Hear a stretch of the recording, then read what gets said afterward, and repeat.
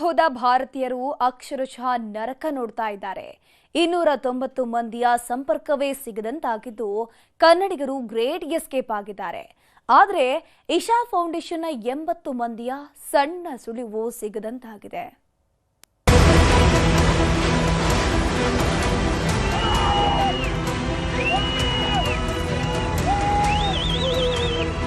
ಶತಮಾನದಲ್ಲಿ ಕಂಡು ಕೇಳರಿಯದ ಪ್ರವಾಹ ನೇಪಾಳದಲ್ಲಿ ಬಂದಪ್ಪಳಿಸಿದೆ. 2015ರ ಸುನಾಮಿಯ ನಂತರ ಮತ್ತೊಂದು ಮಹಾ ದುರಂತಕ್ಕೆ ನೇಪಾಳ ಸಾಕ್ಷಿಯಾಗಿದೆ. ಸಾವಿರಾರು ಮಂದಿ ನಾಪತ್ತೆಯಾಗಿದ್ದಾರೆ, ನೂರಾರು ಮಂದಿ ಹೆಣವಾಗಿ ಪತ್ತೆಯಾಗಿದ್ದಾರೆ. ಈ ಕ್ಷಣಕ್ಕೂ ಹೆಣಗಳ ರಾಶಿ ದೊಡ್ಡದಾಗ್ತಾನೇ ಇದೆ. ಈ ಮಧ್ಯೆ ಭಾರತೀಯರ ಆಕ್ರಂದನ ಮುಗಿಲು ಮುಟ್ಟಿದ್ದು ಕೈಲಾಸ ಯಾತ್ರೆಗೆ ಹೊರಟವರು ಕಣ್ಣಿಗೂ ಕಾಣದಂತಾಗಿದೆ. ಭಾರತದ 288 ಮಂದಿಯ ಸಂಪರ್ಕವೇ ಸಿಗದಂತಾಗಿದ್ದು ಕರ್ನಾಟಕದಿಂದ ಹೋದವರು ಸಾವನ್ನೇ ಗೆದ್ದು ಸುರಕ್ಷಿತವಾಗಿದ್ದಾರೆ.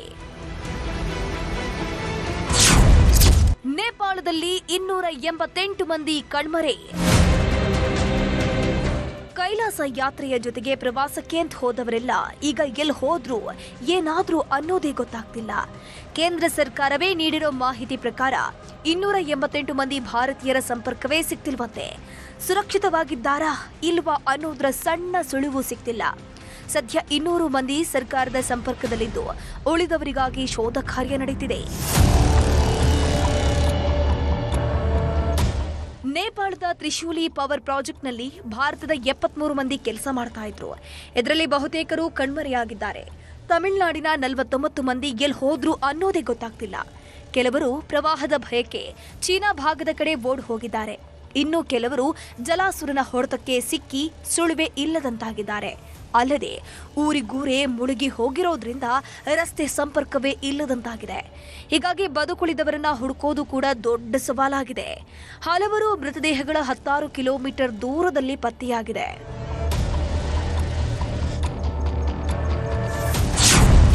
ಇಶಾ ಫೌಂಡೇಶನ್ನ 80 ಮಂದಿ ನಾಪತ್ತೆ. ಇಶಾ ಫೌಂಡೇಶನ್ನಿಂದ ನೂರಾರು ಮಂದಿ ಕೈಲಾಸ ಯಾತ್ರೆಯನ್ನ ಕೈಗೊಂಡಿದ್ರು. ಇದರಲ್ಲಿ ಬಹುತೇಕರು ಗೈರಾಂಗ್ ವಲಸೆ ಕಚೇರಿಯಲ್ಲಿ ತಂಗಿದ್ರು. ಈ ವೇಳೆ ಒಮ್ಮೆಲೆ ಪ್ರವಾಹ ಅಪ್ಪಳಿಸಿದ್ರಿಂದ ಸುಮಾರು 80 ಯಾತ್ರಿಕರು ನಾಪತ್ತೆಯಾಗಿದ್ದಾರೆ. ಇದುವರೆಗೂ ಇವರಲ್ಲಿ ಒಬ್ಬರ ಸುಳಿವೂ ಕೂಡ ಸಿಕ್ಕಿಲ್ಲ. ಇದರಲ್ಲಿ ಧಾರವಾಡದ ರಾಕೇಶ್ ನಾಯ್ಕ ಅನ್ನೋರು ಕೂಡ ನಾಪತ್ತೆಯಾಗಿದ್ದಾರೆ.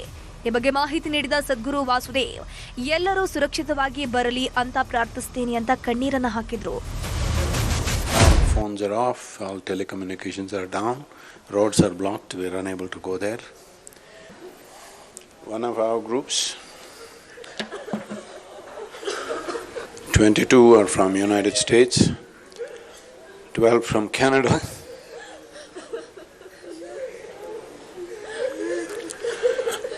a total of 80, 3 volunteers and 1 doctor.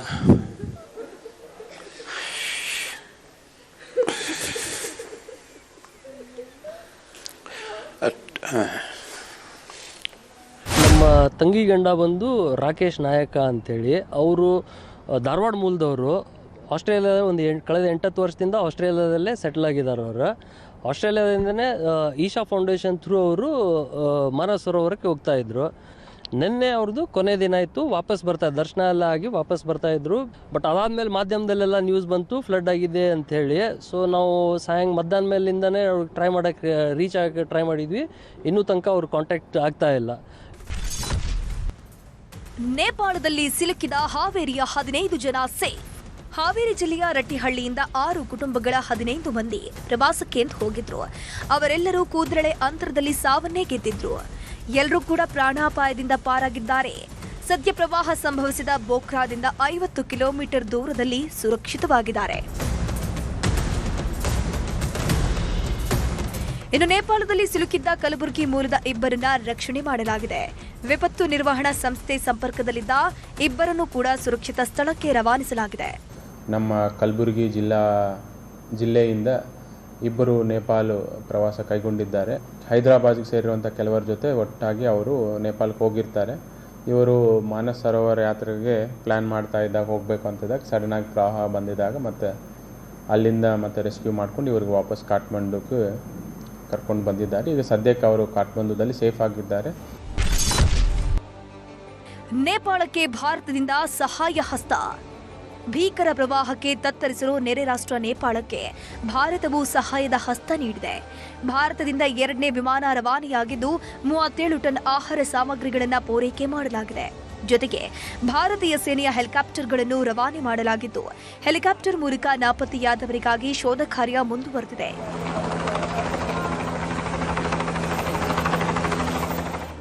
ಇನ್ನು ಪ್ರವಾಹದಲ್ಲಿ ಸಿಲುಕಿದವರ ಬಗ್ಗೆ ಸಿಎಂ ಡಿಕೆ ಶಿವಕುಮಾರ್ ಹಾಗೂ ಡಿಸಿಎಂ ಪರಮೇಶ್ವರ್ ಪ್ರತಿಕ್ರಿಯೆ ಕೊಟ್ಟಿದ್ದಾರೆ.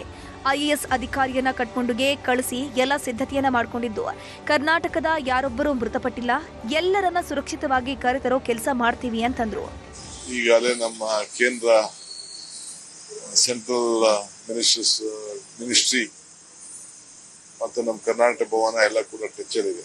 ಸೊ ಕರ್ನಾಟಕದಿಂದ ನಮ್ಮ ಕರ್ನಾಟಕ ಭವನದಿಂದ ಮತ್ತು ಬೆಂಗಳೂರಿಂದ ಕೂಡ ಮತ್ತು ಸೆಂಟ್ರಲ್ ಮಿನಿಸ್ಟ್ರಿ ಜೊತೆ ಕೂಡ ಸಂಪರ್ಕದಲ್ಲಿದ್ದೇವೆ.